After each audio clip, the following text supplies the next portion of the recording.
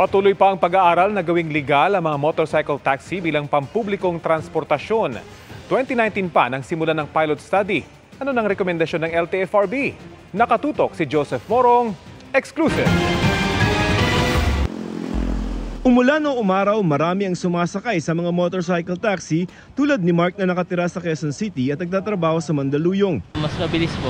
Convenient po kasi sobrang traffic ngayon eh. Kahit nga ang mga dekotse tulad ng estudyanteng si CJ, naengganyo na rin na mag-motorcycle taxi. Safe naman, depende rin sa driver.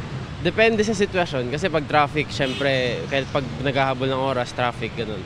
Kailangan yung mas parang efficient so magmamotor ka. Hindi lamang ang commuters ang nakakakuha ng benepisyo sa mga motor. Si Mark siyam na taong tricycle driver at ngayong buwan lumipat bilang motorcycle rider. Mas malaki raw ang kita. Doble po, minsan po triple. Ang mga motor na ginagamit bilang motorcycle taxi bahagi na mahigit 8 milyong motor na nakarehistro sa Land Transportation Office ng isang taon. 7 beses na mas marami na sa mga nakarehistrong mga kotse. Pero hanggang ngayon ipinagbabawal pa ang mga motorcycle taxi bilang legal na pampublikong transportasyon.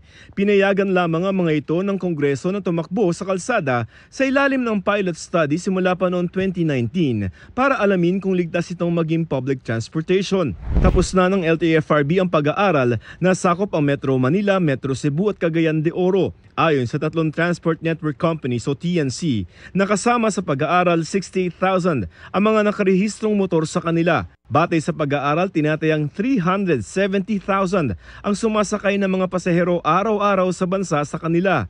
Napupunan daw nito ang kakulangan sa pampublikong transportasyon. It's a stopgap measure only because there is a limitation in our public transport system. May mga gap. So to fill in this gap, this MC taxi is here. Kaya inirekomenda ng LTFRB sa Kongreso na gawing pampublikong transportasyon na ang mga motor. It affords the public a cheaper means of transportation, a faster means of transportation. Ang pag-aaral na yan ang isusumite sa Kongreso para sa ginagawang batas para gawing legal na ang mga motor bilang pampublikong transportasyon. Natanggap na ng Kongreso ang pag-aaral. Isa sa mga gustong ipatupad ni House Committee on Transportation Chairman Congressman Romeo Acop ay ang training para sa mga magmo-motorcycle taxi kahit nasa mga kasalukuyang driver na nito. You just look at the way motorcycle drivers, on the road. Dapat bago ka maging mapasama doon sa motorcycle taxi o motorcycle for hire, dapat may formal training.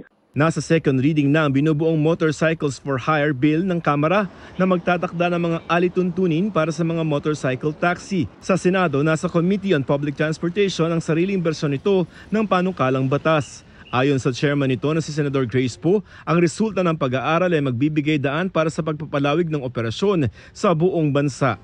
Para sa GMA Integrated News, Joseph Morong, Nakatutok 24 Oras.